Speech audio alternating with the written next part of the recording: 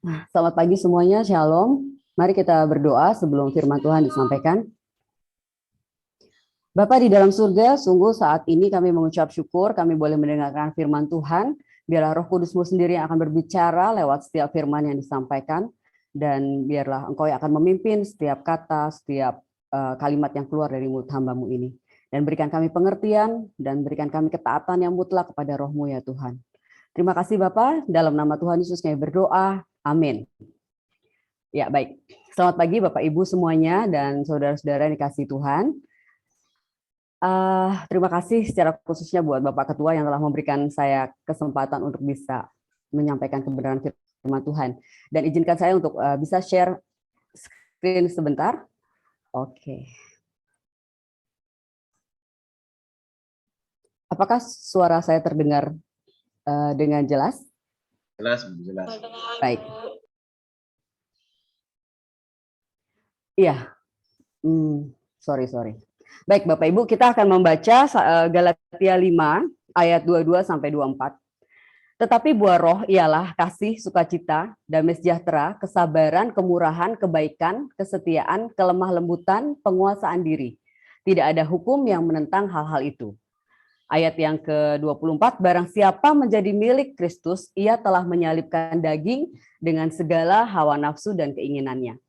Oke, Bapak Ibu, saya percaya semua kita pasti akan mengaminkan ya, jika kita harus hidup di dunia ini, itu berarti kita hidup untuk bekerja, ya, bekerja memberi buah, sebagaimana di Filipi 1 ayat 22. Nah, saat ini kita tidak akan membahas satu persatu buah roh ya, tapi ada hal penting lain yang harus juga kita perhatikan, bukan sekedar hanya kita harus hidup dan kita harus menghasilkan buah roh. Nah, saat ini Bapak Ibu Saudara, ketika sedang membeli buah di pasar atau di toko buah, apa yang Bapak Ibu lakukan dengan buah-buah tersebut? Bapak Ibu langsung memasukkannya dalam keranjang, membayarnya lalu membawa pulang, atau Bapak Ibu memilih terlebih dahulu, ya. Dan saya yakin semua kita pasti akan memilih lebih dulu, ya kan? Buah-buah yang ada di pasar itu kita akan pilih mana yang matang, mana kira-kira yang manis, mana yang besar, ya. Nah, dari situ setiap tindakan kita itu menunjukkan bahwa kita memilih buah yang berkualitas. Jadi saat ini kita akan fokus on quality, yaitu fokus pada kualitas. Ya, nah di ayat 22 tadi yang telah kita baca, tetapi buah roh ialah ya fruit of the spirit. Itu bukan buah-buah roh, tapi buah roh. Ya, kalau Bapak Ibu nanti pelajari di tentu semua sudah tahu kata Yunaninya karpos dalam bentuk tunggal. Artinya buah ini tuh hanya satu, nggak banyak buah atau berbagai jenis buah. Enggak, saudara. Ini ayat ini menyatakan kuantitas, ya, tapi bukan quality, bukan, tapi kuantitas. Nah, dalam hal ini Paulus tidak menyebutkan jenis buah yang berbeda yang diberikan roh, tetapi ia sedang menjelaskan karakteristik yang berbeda dari kasih karunia yang dikerjakan Roh Kudus di dalam kita. Dan kita tidak bisa memilih mau yang mana. Kita tidak bisa memilih begini, saya mau hidup menghasilkan buah untuk kebaikan saja, tetapi saya nggak setia. Saya mengasihi, tapi saya nggak punya kelemah lembutan. Itu nggak bisa. Jadi yang dimaksud Rasul Paulus ini adalah satu buah yang utuh, yang sepaket, satu kesatuan yang tidak bisa kita pilih. Nah, Bapak Ibu kalau perhatikan ya, agama lain ini juga bisa loh melakukan hal-hal yang sama seperti tadi yang disebutkan. Ya, saya punya banyak teman itu yang baik sekali. Mereka mengasihi, ya, mereka lemah lembut, mereka setia, mereka bahkan lebih murah hati daripada orang-orang Kristen. Ya, oleh sebab itu kenapa Paulus di sini katakan tidak ada hukum yang menentang hal-hal itu. Ya, karena memang benar apa yang dilakukan buah roh tadi yang dikatakan Paulus, nggak ada satupun yang bisa menentang, yang menyatakan bahwa itu salah. Ya, tapi hari ini kita mau fokus bahwa buah yang harus kita kerjakan, yang harus kita hasilkan adalah buah yang berkualitas, buah yang sempurna di hadapan Allah. Nah, betapa sering kita itu menemukan di dalam diri kita itu ada buah-buah yang tidak berkualitas, ya. Dan kita banyak sekali melakukan hal-hal yang misalnya kita tetap beribadah, kita tetap berbuat baik, tetapi kita tidak bisa mengendalikan diri. Nah, sekarang lihat sendiri ini. Ini adalah salah satu pengertian sederhana dari kualitas. Apa sih kualitas itu? Ya, dari beberapa sumber dan pengetahuan itu didapat seperti ini. Kualitas itu adalah kesesuaian terhadap spek. Jadi kalau misalnya Anda membeli HP, harus sesuai dengan speknya, ya. Ini Android berapa, memorinya berapa giga, itu harus sesuai dengan spek. Itu namanya berarti dia memenuhi kualitas. Kualitas juga bisa dikatakan dia bebas dari cacat, ya. Dia juga bisa dikatakan dia senilai dengan uang yang dikeluarkan. Ya, Bapak Ibu mungkin pernah kan membeli sepatu, kalau yang harganya 100.000 dengan yang harganya 1 juta, dari sisi kualitinya aja udah beda, dari bahannya, dari daya tahannya, dari kekuatan yang digunakan, ya. Nah, kualitas ini sendiri juga satu pengertian di mana sesuatu untuk memenuhi permintaan pelanggan, juga kepuasan seseorang, ya. Nah, saya lebih setuju dengan apa yang Aristoteles katakan, ya. Seorang filsuf Yunani, dia katakan quality is not an act, it is a habit. Ya, apa itu habit? Jadi habit ini adalah satu pola perilaku yang diperoleh dengan pengulangan. Jadi kualitas ini bukan sekedar satu tindakan, bukan. Tapi dia ini habit yang harus betul-betul kita kerjakan dengan pengulangan sehingga akhirnya menjadi satu kebiasaan yang menjadi perilaku kita tuh akhirnya menghasilkan buah-buah yang tadi. Ya. Nah, Saudara, Alkitab itu banyak mencatat loh hal-hal yang menggambarkan kualitas, ya, kualitas yang diinginkan Allah dalam hidup manusia. Mungkin Bapak Ibu ingat kisah ini. Ini siapa? Anak muda yang kaya raya. Dia katakan kepada Yesus bahwa semua sudah dia lakukan. Apa sih yang tidak dia lakukan? Dia sudah melakukan hukum Taurat. Ya, tapi Yesus katakan apa lagi? Kalau kamu mau sempurna, jualah itu harta-hartamu itu bagikan kepada orang miskin. Nah, di sini kita lihat apa sih yang dituntut kualitas dari Allah? Apa yang dituntut?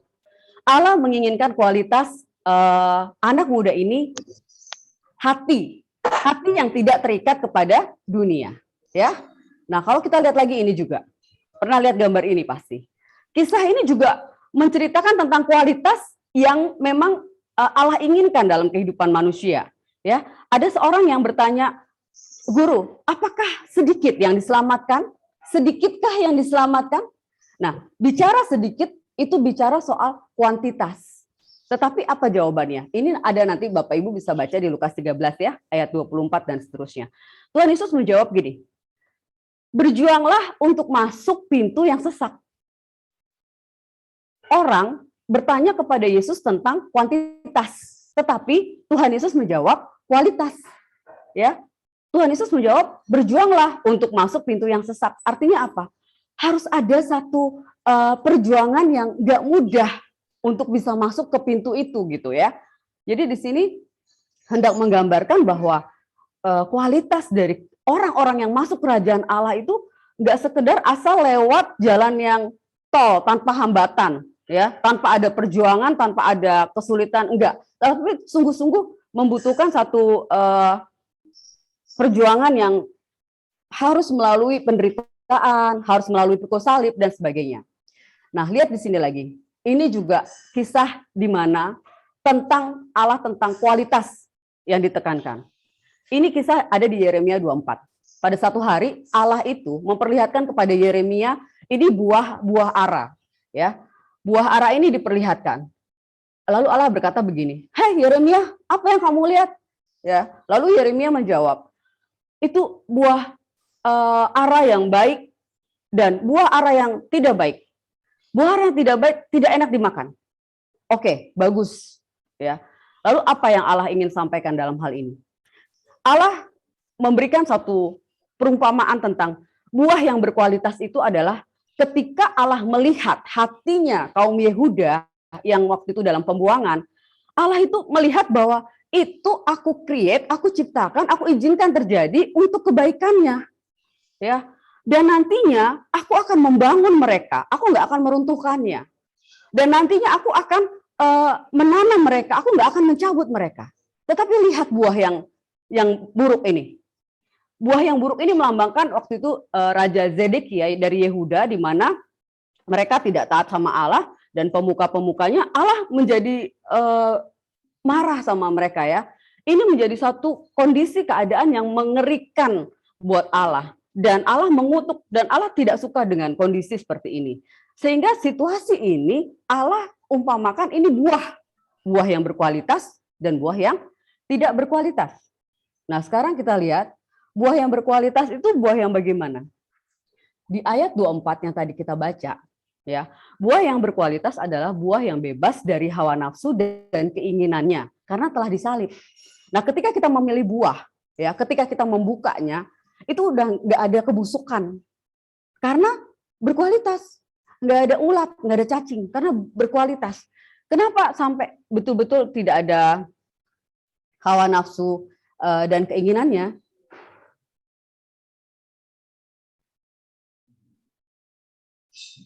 Oke, sorry. Nah, kenapa sampai tidak ada hawa nafsu dan keinginannya?